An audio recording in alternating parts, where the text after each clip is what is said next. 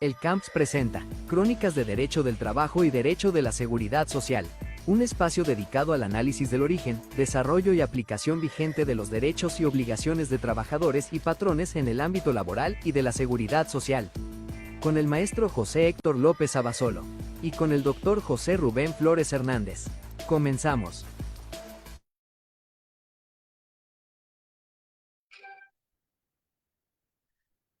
¿Qué tal? Buenas tardes, estimado auditorio.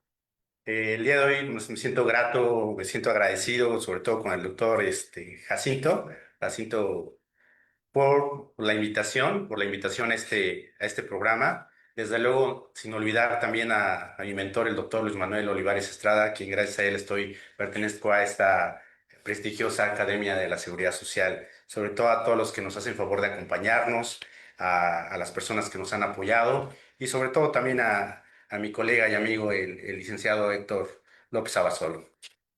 Gracias, Rubén. Quisiera yo también iniciar con agradecer a la Academia por la oportunidad de poder estar hoy platicando sobre temas que tienen que ver con los antecedentes del derecho de trabajo y de la seguridad social, agradeciendo especialmente al doctor Jacinto la invitación a este programa.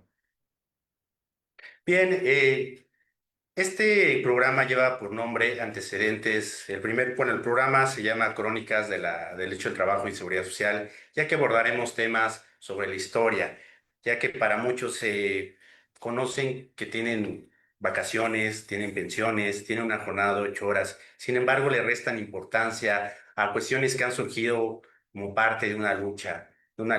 Por eso es que, como pueden ver, vamos a imaginar que nos trasladamos a una cápsula del tiempo en donde le vamos a dar la dignidad que se merece el estudio del derecho del trabajo y de la seguridad social, ya que esto no es un producto de la benevolencia de ciertas personas. Es decir, me gustaría preguntarte, bueno, ¿qué llevamos en esta cápsula? Llevamos derechos y llevamos luchas. Pero Héctor, ¿siempre fue así esto? Es decir, ¿el trabajo surge como un acto benevolente de los patrones hacia los trabajadores? ¿O cómo es que surge desde tu punto de vista? Ok, Rubén, fíjate que yo no considero y concuerdo mucho con el maestro Mario de la Cueva al establecer que el derecho laboral es una lucha sangrienta, es el epítome de un tema más bien de conquistas.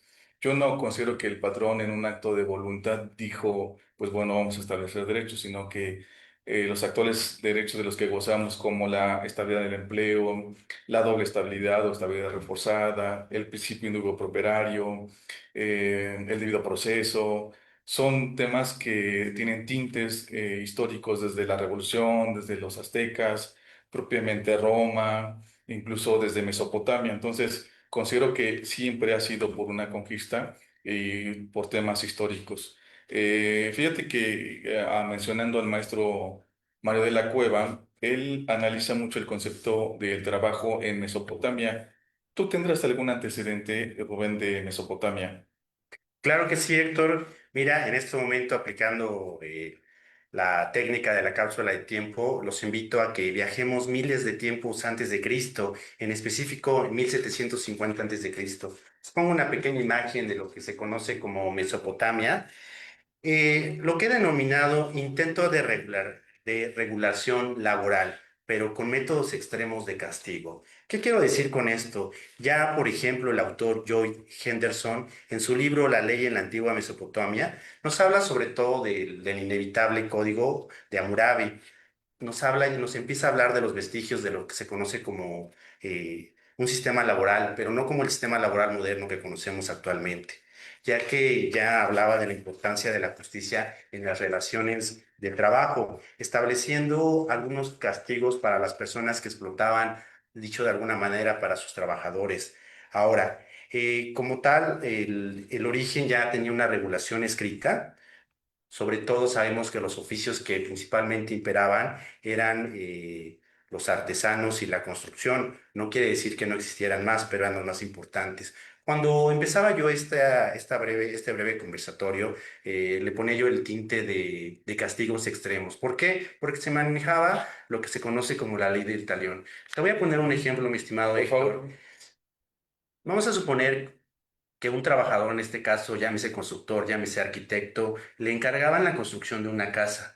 ¿sí? Pero si esta casa se derrumbaba y ocasionaba desafortunadamente el fallecimiento quizá del hijo ¿sí? de la persona que lo contrataba, pues la persona que había encargado esta obra tenía el derecho, por la ley del talión, de pedir la muerte o de matar al hijo del constructor. Entonces, por eso es que, si bien es cierto, es un primer antecedente, pero es un antecedente demasiado extremo desde mi punto de vista. No sé si quisieras abonar más en cuanto a Mesopotamia, o bien pudiéramos ir a un siguiente antecedente, Héctor.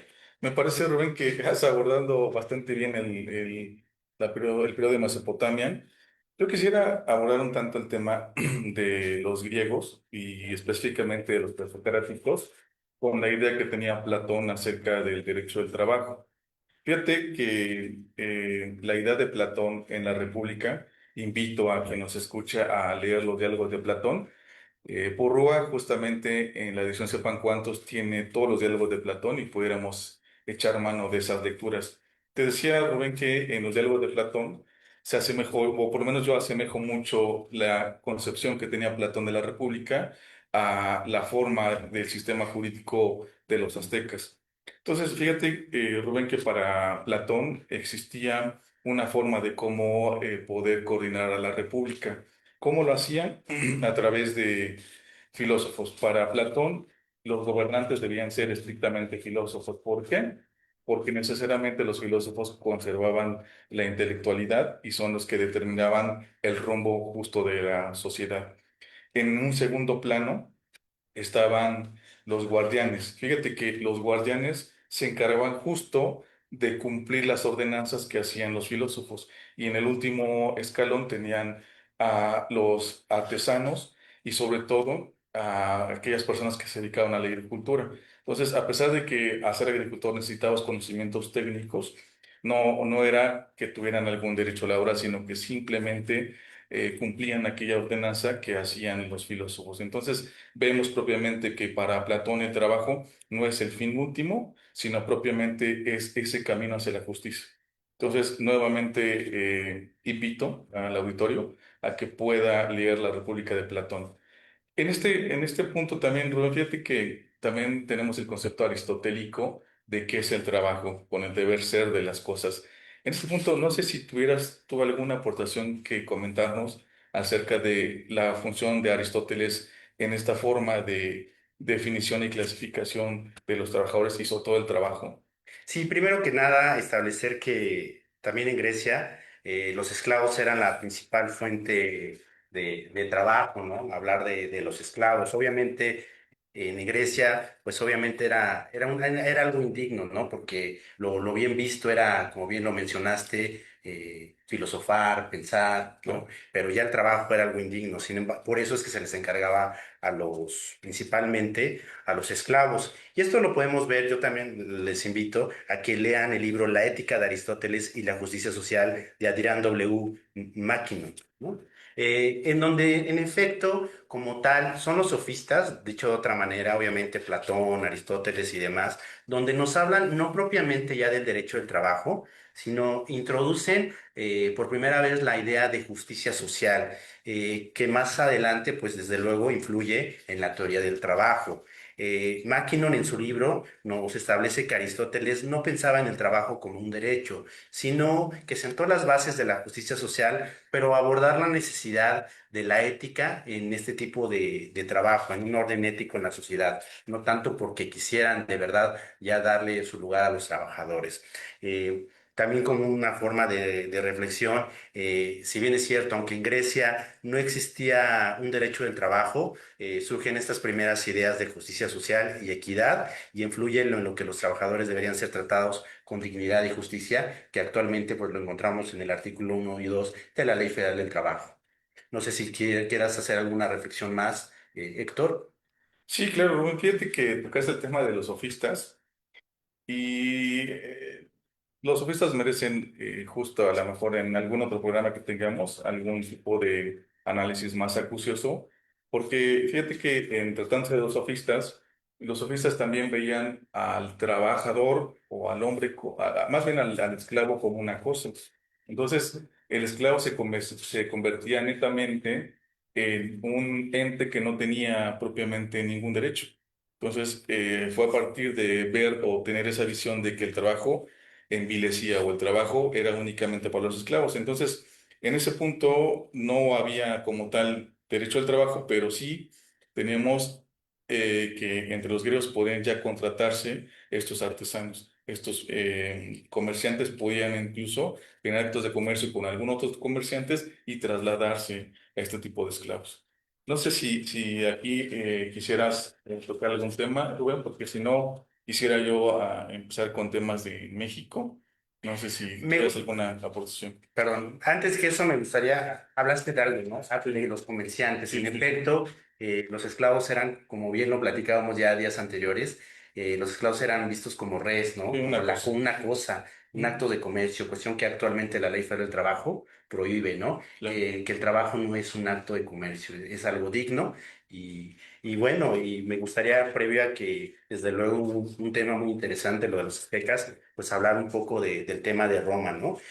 Por ejemplo, en su libro de Derecho Romano del autor Hermann Kantorowicz, nos habla sobre todo de la esclavitud y de cómo se empieza a dar, yo sí podría, tengo mis dudas, pero podría yo decir que es el primer antecedente del derecho del trabajo. Si bien es cierto como tal, no se le denomina contrato de trabajo, pero se empieza a hablar de un contrato de arrendamiento de servicios que en latín se le conoce como locatio conducto operarum, que es un arrendamiento de servicios. Es el trabajador libre el que alquilaba su fuerza de trabajo al patrono, que al patrono se le conocía como locator. Locator, ¿no? También existía otro término, como lo podemos ver aquí, que es locatio conducto operis, que es el arrendamiento de obra, lo que actualmente se conoce como el contrato por tiempo indeterminado, obviamente dependiendo de la naturaleza, y que lo encontramos en un apartado de la Ley Federal del Trabajo. Hasta donde recuerdo, tú tenías una opinión al respecto. Sí, claro, Rubén, fíjate que acabas de tocar el tema de los contratos. Justo en la Roma clásica inicia la teoría de los contratos. Esta teoría de contratos ya lo pudiéramos adecuar a nuestra temporalidad, justo porque fíjate que en las juntas sabrás que estuve un tiempo haciendo laudos en materia laboral y justo de la Universidad Autónoma de Puebla. Y en la universidad se manejaban acciones muy particulares, como lo es la prórroga del contrato, como es la nulidad del contrato. Y entonces yo veo que la materia laboral se mezcla bastante con el tema civil y sobre todo con el tema de los contratos. Entonces, sí tenemos o sí podemos ver como primer antecedente de la teoría de los contratos justamente la Roma clásica. A partir de esta teoría de los contratos podemos ver incluso en la actualidad, a través del procedimiento paraprocesal, esa rescisión anticipada o esa terminación anticipada del contrato y sobre todo antecedentes o temas ya más de nuestra época, como la subsistencia de la materia de trabajo, justo en la prueba de los contratos. Entonces, ese es el comentario que tuviera acerca de la teoría de los contratos en la Roma clásica. Es muy importante esto que acabas de decir porque desviándome un poquito o haciendo un paréntesis de los antecedentes, Sí, el auditorio que nos ve, quizás público en general, abogados, pues generalmente siempre nos vamos por la acción, ya sea de despido o reinstalación, ¿no? siempre Y casi. y no ocupamos la rescisión, la prórroga del contrato, ¿no? Y como, como muchas veces lo hemos platicado al estudiar los asuntos, el hecho de que no se haga no quiere decir que no se bueno, más bien que no se intente no quiere decir que no se pueda hacer, ¿no? Y muchas veces Sí, personal, no digo que todos tribunales, te requieren por cuestiones porque creen que no, no se ha hecho, que no se puede hacer, ¿no? sí, Y entonces sí es importante, por eso, conocer esos orígenes para que el estimado público vea que existen, más allá del despido, la reinstalación, hay más acciones que se pueden promover. Y bueno, ya volviendo al tema que nos ocupa, también como un antecedente, también ya podemos ver, independientemente del derecho al trabajo, se puede ver ya en la Roma clásica el antecedente de la seguridad social, lo que se conoce como los colegia o las asociaciones de trabajadores, lo que actualmente se podrían llamar coaliciones o sindicatos, ¿no?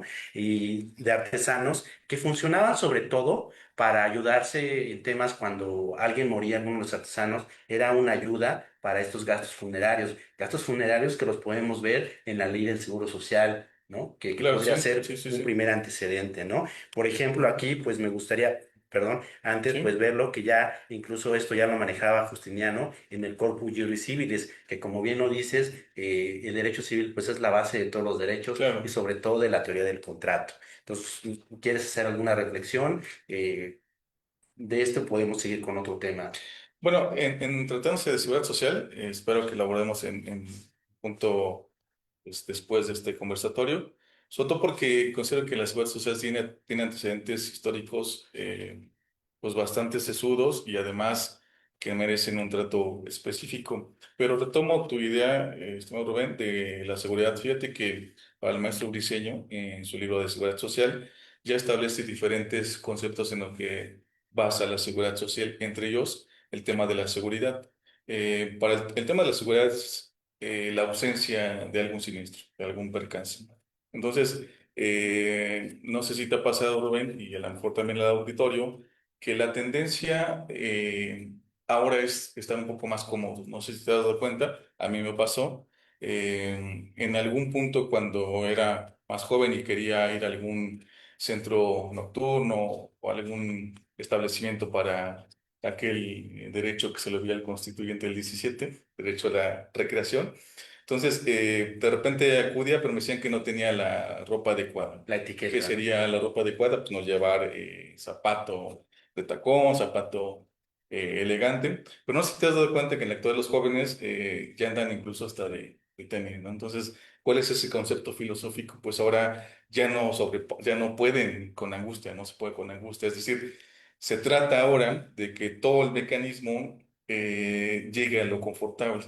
Entonces, en este punto es lo que buscaba la seguridad social, la presencia de falta de siniestros, falta de este tipo de angustia, para que todos los trabajadores pudieran laborar de forma correcta y no tuvieran lo que ahora tenemos como enfermedades psicosociales. Entonces, es bastante interesante cómo el maestro Briceño aborda el tema de la seguridad social, sobre todo con este tipo de conceptos. Conceptos también como quién es el que tiene que brindar la seguridad social. Me refiero específicamente a que aquellas personas que están en activo tienen que pagar sus cuotas para que los que están ya jubilados o tengan un tipo de pensiones, pues gocen de los derechos de seguridad social.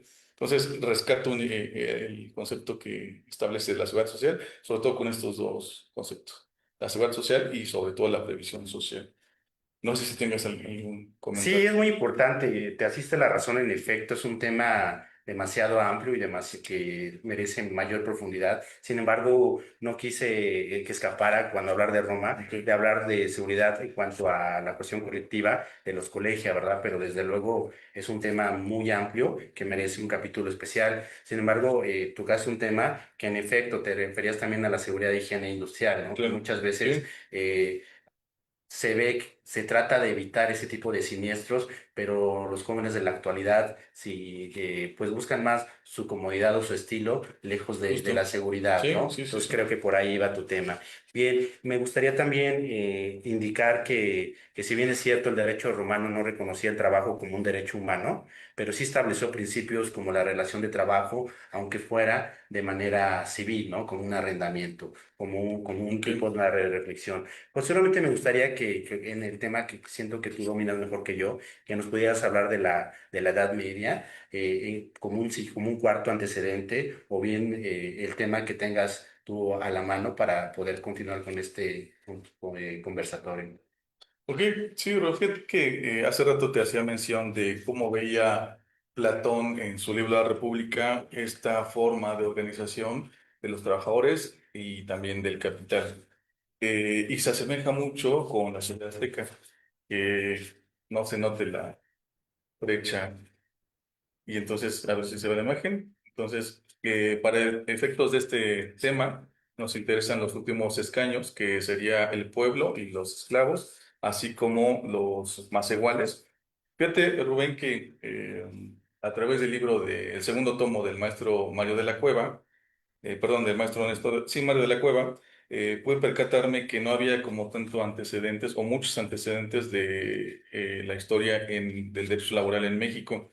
El último antecedente que tienen es justamente la época de los aztecas y justamente los aztecas inician con el tema del derecho laboral por esa conversión que tenían Primero, los comerciantes, que ya lo abordó en otro conversatorio distinto el maestro Andrés Tesmol, donde él hizo esa clasificación de los comerciantes, incluso con sus leyes o una ley específica que desde luego escapa de la ley civil. Los temas mercantiles merecen su ley aparte.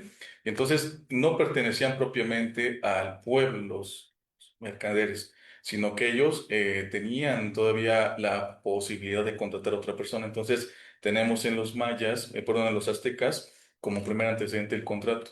Un más igual podía contratarse con un mercader. Si bien, insisto, los más iguales, al igual que los agricultores, tenían conocimientos técnicos de agricultura, eso lo único que les permitiera poder contratarse con alguien más. A diferencia de los esclavos, era lo único que distanciaba, porque las condiciones eran igual de precarias para un esclavo, tanto para un más igual.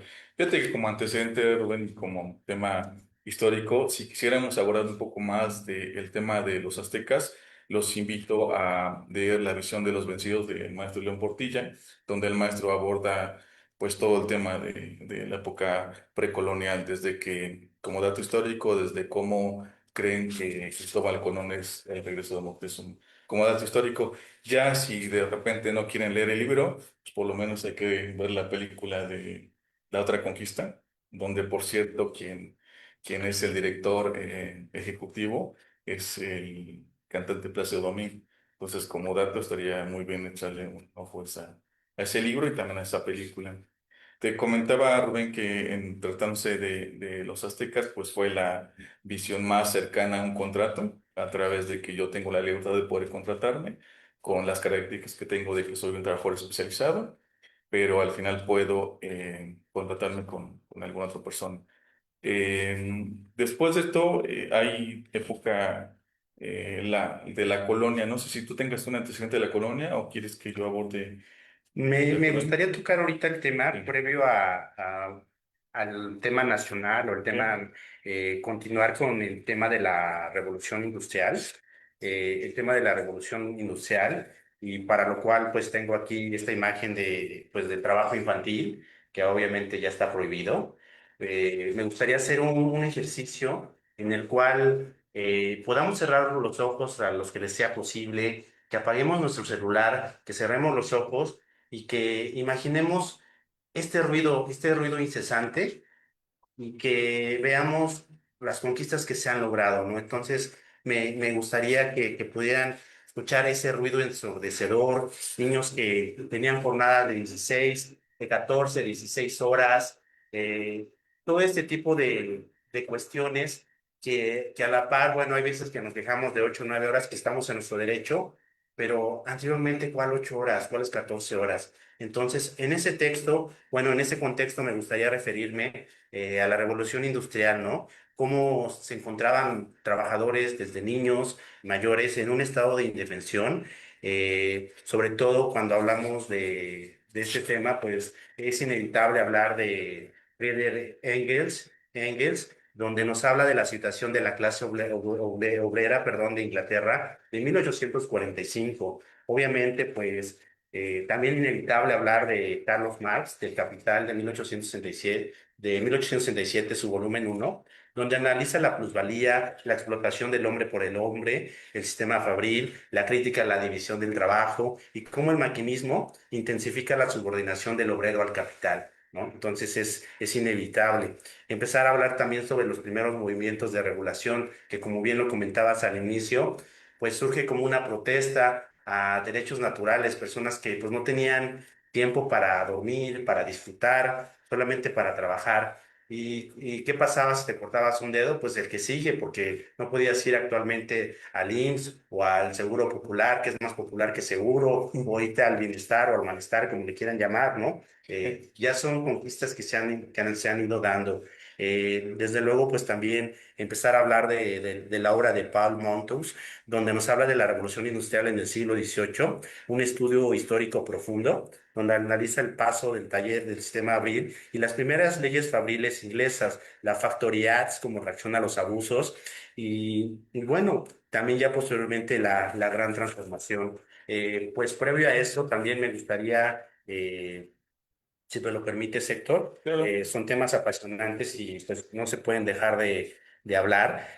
También hablar, por ejemplo, de lo que he denominado como el despertar social, la Revolución Francesa en 1789 a 1799, donde fue un hito no solamente jurídico, sino político y social, que acabó con el absolutismo y el feudalismo, estableciendo los principios de igualdad y libertad. En relación al derecho del trabajo, su impacto fue ambivalente. Por una parte, proclamó el derecho a la libertad del trabajo, pero paradójicamente prohíbe las asociaciones, lo que hablábamos en Roma de los colegios, Claro, ¿no? sí, sí. Y entonces, pues frena el surgimiento del derecho colectivo. Empieza a hablar del derecho individual, pero frena el derecho colectivo, ¿no? Entonces, en 1789 hay una declaración de los derechos del hombre, concibe al derecho del trabajo como algo sagrado y no, ya no como una servidumbre gremial, pero también en 1791 se habla del decreto de Ayarde, donde abolió los gremios y corporaciones de oficios, instaurando la libertad de comercio industrial. Entonces es una cuestión contradictoria y ambivalente, ¿no? Entonces, posteriormente también en 1791, la famosa ley Chapelier, disculpen la pronunciación, del 14 al 17 de junio, impulsada precisamente por Jean-Le Chapelier, donde prohíbe las coaliciones obreras. Sabemos que actualmente pues, la coalición es el embrión de un sindicato, huelgas y sindicatos, argumentando que nada debe interponerse entre el Estado y el individuo. Esto deja a todas luces a los trabajadores indefensos ante los empleadores, pues favoreciendo la libre contratación individual. Algo similar con lo que pasó, si no me equivoco, en el 2012, donde ya se está nuevamente precarizando a los contratos, contratos por hora, contratos a prueba. Ok, Entonces, por eso dicen que el que no conoce su historia está condenado a repetirla, ¿no? Tantas frases que nos hablan de la importancia de recordar, ya. porque bueno, pareciera que es algo nuevo, pero bueno, con esta ley Chapelier, pues estamos viendo cómo por un lado se protege y se desprotege de tal suerte que es como si fuera una broma de derecho, ¿no? No sé, por así decirlo. Tengo otros datos, pero no me gustaría acaparar la palabra y no sé si me quieras comentar algo, Héctor. Pues lo has abordado de forma magistral, estimado Rubén. Efectivamente, tienes mucho antecedente respecto a este despertar del que tú haces referencia, justamente por la industrialización. Creo que aquí el conflicto se basa y por eso incluso empiezan a nacer los temas de seguridad social. Justo cuando se empieza a mecanizar el proceso de producción, es cuando los accidentes de trabajo traen mayor repercusión. Entonces, en ese sentido, yo traería como a colación o traería algún concepto que también tiene que ver con la época colonial, específicamente con la ley de Indias. Lo tomo porque lo relaciono mucho con lo que les acabo de comentar. Fíjate que en esta ley de Indias también ya se tratan conceptos ya netamente de derecho del trabajo.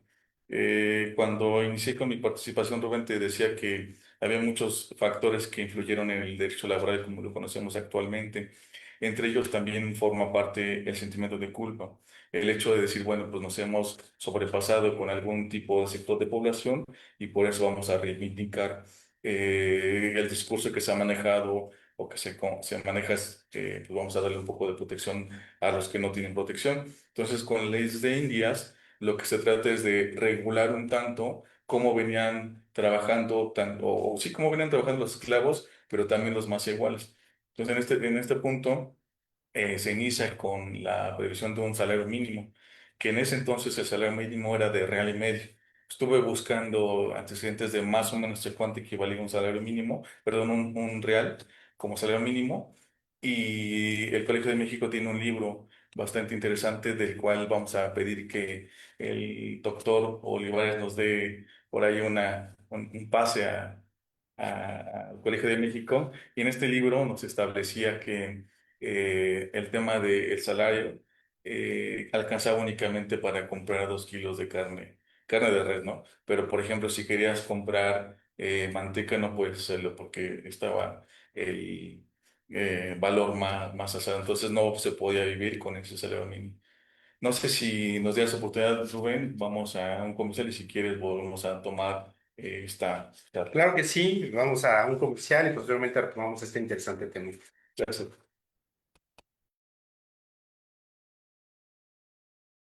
Suma, Psicología Activa. Servicios de atención para adolescentes y adultos. Terapia familiar y de pareja. Instituto de Estudios Superiores Benito Juárez. Licenciatura en Derecho.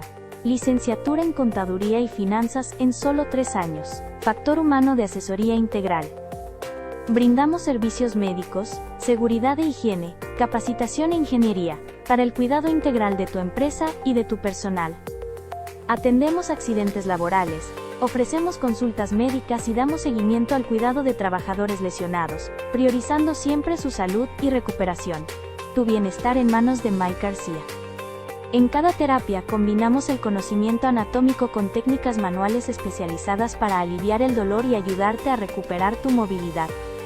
Helser Desarrollo Humano y Organizacional, consultoría integral, que impulsa el crecimiento estructurado y sostenido de las pequeñas y medianas empresas. ¿Quieres tomar decisiones que impulsen el éxito de tu empresa? En Éxito Capacitación Empresarial, te damos las herramientas necesarias para tomar decisiones directivas, operativas y profesionales informadas y efectivas. Comienza a impulsar el éxito de tu empresa hoy mismo. Agrupación de Defensa de Pensiones Puebla.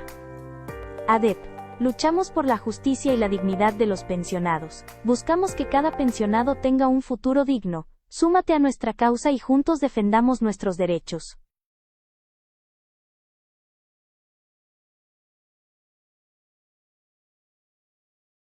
Psicología Activa. Servicios de atención para adolescentes y adultos. Terapia familiar y de pareja. Instituto de Estudios Superiores Benito Juárez. Licenciatura en Derecho. Licenciatura en Contaduría y Finanzas en solo 3 años. Factor humano de asesoría integral. Brindamos servicios médicos, seguridad e higiene, capacitación e ingeniería, para el cuidado integral de tu empresa y de tu personal. Atendemos accidentes laborales, ofrecemos consultas médicas y damos seguimiento al cuidado de trabajadores lesionados, priorizando siempre su salud y recuperación. Tu bienestar en manos de Mike García. En cada terapia combinamos el conocimiento anatómico con técnicas manuales especializadas para aliviar el dolor y ayudarte a recuperar tu movilidad. Helser Desarrollo Humano y Organizacional, consultoría integral, que impulsa el crecimiento estructurado y sostenido de las pequeñas y medianas empresas. ¿Quieres tomar decisiones que impulsen el éxito de tu empresa? En Éxito Capacitación Empresarial, te damos las herramientas necesarias para tomar decisiones directivas, operativas y profesionales informadas y efectivas. Comienza a impulsar el éxito de tu empresa hoy mismo. Agrupación de Defensa de Pensiones Puebla. ADEP. Luchamos por la justicia y la dignidad de los pensionados. Buscamos que cada pensionado tenga un futuro digno. Súmate a nuestra causa y juntos defendamos nuestros derechos. Bueno, después ya de este comercial, retomamos este tema. Me comentaba el compañero Héctor sobre precisamente despertar social. Nos quedamos muy emocionados porque es un tema que nos Ok, apasiona. sí, claro. La Entonces, ley de Indias. me comentabas de la ley de Indias, entonces no sé si quieras comentar, que continuar, compañero. Sí, claro. Quisiera también, veo que ya el licenciado José Manuel manda saludos, también le mandamos saludos. Te comentaba, Rubén, el tema de la ley de las Indias, como el concepto de la culpabilidad a través de tratar de nivelar esa lucha de clases, tratar de darle derechos a los desprotegidos, empieza a brindar un poco de derechos. Y establecíamos, por ejemplo, o nos quedamos más bien en el tema del concepto de un salario mínimo, que en ese entonces era 1,5 reales. Este real y medio consistía o alcanzaba para comprar 2 kilos de res, según el libro del Colmex, del que hacíamos referencia, pero para otros productos de la canasta básica, como la manteca, no alcanzamos, solamente eran 800 gramos. Entonces, con 1,5 reales no se podía sostener una familia. Entonces, por eso el antecedente después, con posterioridad, de las tiendas de rayos. Pero nada más para hacer un parteaguas de cómo el nacimiento del derecho al salario mínimo. Otro derecho que se trata de las leyes de Indias es darle esa estabilidad al periodo de puerperio, al embarazo, justo con blindar o tratar de decir que el patrón era responsable de los riesgos de trabajo. Entonces, a partir de los 10 días ya se le obliga el patrón a tener unas condiciones seguras para sus trabajadores. Otro tema también que aborda la ley de Indias ya es propiamente la jornada, o reducir un tanto la jornada, porque anteriormente la jornada era de más de 13 horas. Entonces aquí se establece que el trabajador pueda gozar de únicamente 8 horas como jornada de trabajo. Eh, Otro concepto que también ve interesante de las leyes de Indias, estimado Rubén, es el concepto de el que ahora se establecen los laudos de verdad sabida y buena fe guardada, porque se establece que al ser una clase protegida, pues había que protegerlos. Entonces, le debemos a las leyes de Indias el primer antecedente de los laudos de dictados de verdad sabida y buena fe guardada, y también el principio de poder darle un voto de confianza al trabajador, justo porque está en una desigualdad frente al capital, frente al trabajo. Eh, es el antecedente que yo veo de la ley de Indies. Después vamos a ver si es que tú tienes algún comentario, como estos primeros indicios de reducción de jornada, incluso también ya se habla de una edad mínima para el trabajo, la provisión del trabajo para menores, pero vamos a ver un poco más adelante cómo va evolucionando el tema del salario mínimo, también cómo evoluciona el tema de la seguridad social y también las condiciones de trabajo. También en esta ley de India se establece un día de descanso, por lo menos. Preferentemente el día de descanso se establecía como día domingo. No sé si a propósito de este tema tú quieras precisar algo, Rubén, de pues cómo has visto toda esta evolución del derecho al trabajo, cómo te tratan incluso los tribunales con ese tema de derecho al trabajo, sobre todo porque yo tengo unas visiones encontradas de cómo abordan los actuales tribunales las prestaciones de derecho laboral. Ya específicamente en la actual ley federal del trabajo, cómo a veces una prestación legal, por el hecho de ser un pacto con mayores días que establece la ley, el tribunal confunde y de repente dice que es una prestación extralegal, cuando en realidad lo único extralegal es la base de su cálculo. No sé cómo te ha tratado en este sentido y qué manifestación tengas al respecto, Ron. Bueno, sin que suene a crítica, en efecto he tenido malos sabores, sobre todo últimamente en requerimientos, ¿no? Ujú. En efecto, sabemos que, bueno, por jurisprudencia, eh, se dice que que las horas extras son prestaciones extralegal. Sin embargo, se les olvida que son lo que se conoce como cargas, ¿no? ¿Cargas de la prueba? Cargas de la prueba. Ok. Si bien es cierto, tratándose de prestaciones extralegales, como bien lo comentas, en horas extras, hacer prestaciones extralegales, pues le corresponde, se podría decir que al trabajador. Sin embargo, se les olvida que no estamos hablando de un derecho civil, estamos hablando de un derecho protector social, donde se debe de tratar igual a los desiguales, no, más bien de manera protectora a los grupos socialmente vulnerables como Ok. el trabajador, porque estamos en un plano de asimetría, ¿no? Y se nos olvida que si bien es cierto, al trabajador, si no me equivoco, el artículo 184 y el 804 nos establece que la carga del patrón es demostrar las horas extras, pero solo si rebasan 9 horas a la semana, pero si no las rebasan, sigue siendo carga del patrón demostrar ese tipo de horas, si no me equivoco. Obviamente, si no, pues más. Ahora, también es importante, bueno, para los que no son abogados, recordar que hablar de la carga de trabajo, es decir, a quién le corresponde demostrar ciertas pruebas. Recordemos que en derecho civil y partiendo del derecho romano, eh, el que afirma está obligado a probarlo, cosa que no sucede en el derecho del trabajo, porque si no, ¿dónde está el proteccionismo? ¿Dónde está la diferencia de que el trabajador El derecho social. solamente tiene su fuerza de trabajo y el patrón pues tiene los medios de producción, ¿no? Es un tema que me parece muy interesante. Otros temas es que te requieren por cualquier situación, cuando apenas están por admitir una demanda, ¿no? Entonces, ¿qué pasa? ¿Qué pasa entonces con esa protección social? Cuestiones básicas que bien podrían los secretarios y instructores solventar leyendo de forma exhaustiva, ¿no? Esas demandas y le imponen muchas cargas de tal manera que de por sí sabemos que el trabajador muchas veces va al día.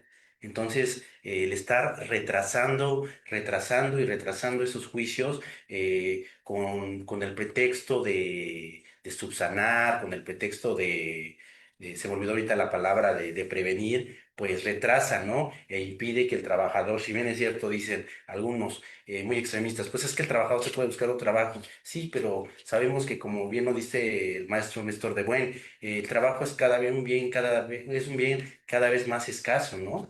Claro. Entonces, tampoco es de que termino uno y encuentro otro. Y obviamente, pues no va a estar pidiendo permiso el trabajador para pues ir primero al centro de conciliación a solicitar su cita, luego a la conciliación, que muchas veces el patrón solamente va para evitar la multa, ¿no? Y otra vez ir a la de juicio, o que si no se parece la firma, pues ratificarla. Pues la verdad es que no todas han sido muy buenas, tampoco, también quiero felicitar a algunos secretarios y algunos jueces, sobre todo muy garantistas, como el juez Alejandro Varela, que es muy garantista, pero sí otros que se toman ya el derecho del trabajo, se les olvida que es un derecho social y lo quieren convertir en un derecho de estricto derecho, un derecho civil. No se trata tampoco, como lo ha dicho el juez Ordóñez, que el juez sea un tercer litigante, pero sí que sea un juez garantista, que vea la dignidad y sobre todo que el trabajador sigue siendo un grupo socialmente vulnerable.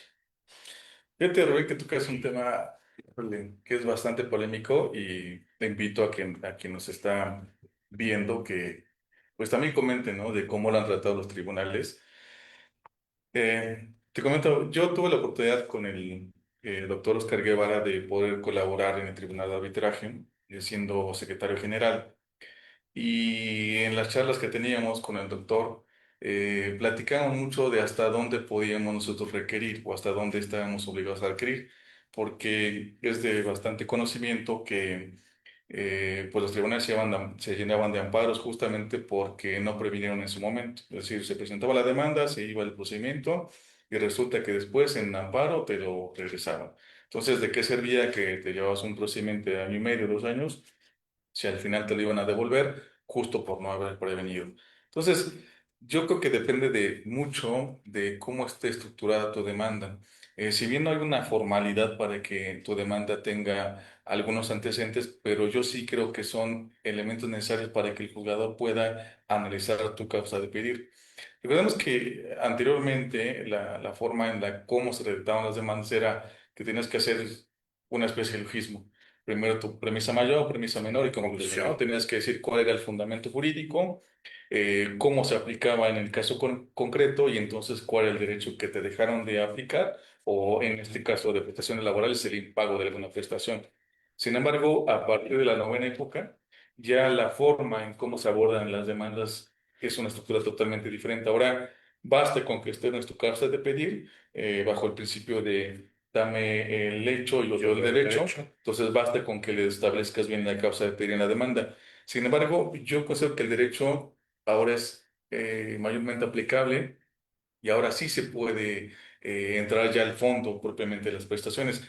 Específicamente, por ejemplo, o me pasa mucho a mí el tema de la PTU. Cuando yo en las demandas reclamo la PTU, me dicen, oye, indícame si agotaste el procedimiento. Entonces, cuando estuve en la Junta, te puedo asegurar que el 90% de las resoluciones o de los laudos donde se invocaba o se pedía esta prestación, todos eran absolutorios. ¿Por qué? Porque no agotaste el procedimiento. Sin embargo, a partir de la nueva relativa, una nueva relación de las demandas, veo que ahora los tribunales ya sí pueden analizar la PTU. Incluso sí he visto condenas ya propiamente en los tribunales. Ya hemos tenido la oportunidad aquí en la oficina de que las sentencias nos vengan con este tipo de prestaciones, pero a partir de que ya especificas bien la causa de pedir. Entonces, insistían que quien nos está escuchando, quien nos está viendo, también establezca cómo los ha tratado el tribunal. Sería bueno una participación, porque a lo mejor hablamos desde el cómo nos han tratado los tribunales. A mí específicamente, en un primer momento me causaba bastante pues molestia, ¿no? El hecho de decir, oye, ya me llevé tantos meses en la etapa prejudicial en la conciliatoria y todavía en la primera demanda ni siquiera sabes quién es mi patrón, ya me está diciendo que precise, ¿no? O me estás arrojando cargas de la prueba que no son mías, porque me estás diciendo que precise de momento a momento la jornada extraordinaria. O me estás diciendo que especifique o que aclare el salario del integrado. Oye, pues es materialitis. Pero fíjate que ahora con un mayor análisis y desde luego de la visión que tuve como funcionario, sí puedo percatarme que son elementos mínimos. Porque si desde una entrada tú no le analizas y tú no ves qué deficiencias tiene la demanda, seguramente te vas, o va a ser el mismo caso de que después de 2 años te venga nuevamente la demanda, concedió el amparo justo porque no le pediste al actor que procediera su demanda y netamente procederes por una mala redacción o una redacción deficiente. Entonces, a pesar de que creo que sí molesta un poco, yo sí veo necesario que en una sola sentada, que en una sola requerimiento te aclaren y que te hagan aclarar toda la demanda. Lo que sí no veo con buenos ojos es el tema de que ya te hicieron la aclaración, te dicen, oye, precisame la demanda en estos 3 puntos, y después de ello te dicen, oye, ¿qué crees? A pesar de que no lo solicitaste, te envío una audiencia conciliatoria. Me ha pasado bastante, ya está la demanda, ya la precisaste, ya la requirieron, pero en 2 meses te dicen la fase conciliatoria cuando sabemos pues, en qué va a concluir esa fase conciliatoria. Entonces, no sé si ahí tuvieras algún apunte, mi estimado Rubén, para continuar con nuestro tema. Con gusto lo respondo, pero antes de eso me gustaría para el público que no es abogado, precisarles que cuando hablas de PTU hablas del Mm, concepto de utilidades, ¿no? Porque muchas veces nosotros lo hablamos con naturalidad, PTU, sí, claro. utilidades, ¿no? Pero puede haber público que no conozca. Tocas un tema, ¿no? Que ya, ya hay jurisprudencia al respecto, donde sí te lo analicen, que nos platiques sobre todo de ese aspecto, de cómo has hecho tu causa de pedir, que le compartas al público cómo le has hecho tu causa de pedir, porque sabemos que el PTU generalmente te lo negaba porque se decía que tenías que hacer un procedimiento previo, si no me equivoco, a través de la comisión mixta, ¿no? Sí. Pero ¿cómo es que lo has solicitado y cómo es que te lo han resuelto para darle contexto, ¿no? Al público y que le compartamos un poco de nuestro quehacer cotidiano? Bueno, en tratándose de la PTU, fíjate que es algo, ¿cómo decirlo? Solamente en algunos países, entre ellos México, se tiene que pagar utilidad. Es decir, me ha tocado ya en la práctica con empresas que pues, son alemanas, empresas que se dedican al tema de las autopartes, de tratar de explicarles que además de que ya le pagaste al trabajador su salario, todavía tengas que hacer un cálculo de las utilidades que generaron en el año inmediato anterior y hacer todo el procedimiento, ¿no? Desde crear la comisión, hacer la tabla para ver cuántos trabajadores tienes y después determinar una cantidad que tienes que repartir a los trabajadores. Me cuesta bastante trabajo con los patrones establecerles estos conceptos. Pero una vez que ya pude hablar de ellos, de alguna utilidad repartida a los trabajadores, entonces es un tanto más sencillo porque ellos están un tanto conscientes. De hecho, lo podemos retomar con la teoría marxista del tema de las mercancías, cómo la producción, y por eso también, incluso esto tiene mucho que ver también con ahora cómo vamos a concebir la reducción de la jornada. En esta reducción de la jornada no es que el patrón tenga que perder, ¿no? Sino que propiamente el patrón solamente tiene que administrar para ver cuántas horas le van a equivaler para poder recuperar lo que invirtió en producto, en mercancía, para después obtener una ganancia. Entonces, como tal, no veo que sea tanto una pérdida del patrón, pero sí es más bien administrarse de forma correcta. Entonces, decía de la PTU que después de que ya vencimos o después de que se vence todo este tema de convencer al patrón de que hay que pagar una utilidad, entonces ahora el tema era, o el tema es cómo convencer a la autoridad, la Secretaría de Trabajo y Prevención Social, de que estás cumpliendo con esta obligación que te marca la ley. Entonces, empezamos ya en la práctica a realizar una serie de formatos. Como no había, o más bien, si no había un formato, no hay un formato plenamente establecido, pues cada firma de despachos tiene sus propios formatos. Lo que sí te exige la ley son específicamente los términos, justo para determinar las cuantificaciones, para determinar la cantidad líquida y sobre todo tu planilla de trabajadores. Ahí tenemos el tema de que tu empresa tendría que estar perfectamente regulada, tendrías que tener un antecedente con nómina timbrada de cada trabajador, cada entrada y cada salida de dinero para poder establecer cuál es tu utilidad. Entonces, ya en la práctica, te insistía, el patrón tiene la obligación de conservar varias documentación en términos de los 804 entre ellas la PTU. ¿Cómo? A través de estos formatos. Te decía que se establecían formatos para establecer cuánto es lo que se debe repartir a los trabajadores y sobre todo cómo poder hacerle para esa repartición. En la práctica, ya en los tribunales, Era muy pocas las veces en que veía que se condenaba y solamente se condenaba cuando había, pues propiamente una rebeldía. Entonces, como no había contraparte que constar la demanda, pues tenías que condenar de forma automática. Pero ya en la práctica, yo ya he visto varias jurisprudencia que invito y si me dan oportunidad después de compartirla, si me das oportunidad después de compartirla, Claro no, que no sí. tengo en la mente, pero habla de que existe también otra vía. A través del sindicato puedes reclamar el pago de PTU. Entonces, existe no solamente la vía laboral, sino que también a través del sindicato puedes reclamar el pago de PTU. Insisto, ya no hay que salirse con la fácil de que no agotaste el procedimiento del 125, sino que propiamente ya iniciar. Tú también como trabajador tendrías que dar la causa de pedir. Requerirle a tu patrón que te establezca la cantidad repartible, que te dé la carátula de cuántas utilidades generó para que puedas de cierta forma accionar.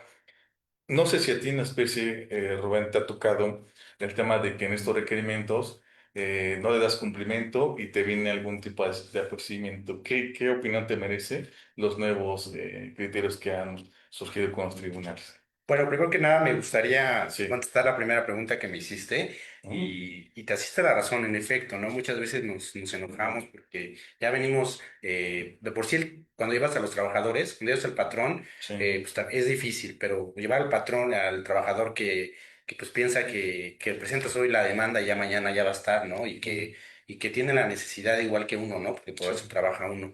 Pero sí, sí, de repente tienes razón, ¿no? Es importante porque que sí te requieran, pero bueno, nos queja, vuelvo a insistir, después de que ya me hicieron como 10 por ejemplo, en un caso muy reciente, me hicieron como prevenciones. 10 prevenciones, las cumplo y me hacen una segunda Ah, eso prevención. sí, no lo Entonces creo. dices, Sí, ¿hay algún interés no lo de creo, la ¿eh? parte? Derecho No, ya laboral ves que jamás no pasa. pasa aquí en México. No, Dices, ¿hay algún interés hasta sí me molesté, traté de decir, no, tranquilo, ¿no? Tengo 3 días hasta el tercer día para que se me quite el enojado, pero dices, ya me hiciste 10, incluso te claro. atreviste a decirme que soy desconocedor del derecho del trabajo, después de Ah, ok. contar con una maestría, un doctorado, especialidades, y ya me hiciste 10 y me vuelves a hacer otra prevención. Entonces ya me doy cuenta, digo, quizá el primer día, en la primera vez digo, me puedo equivocar, pero otra prevención. Sí.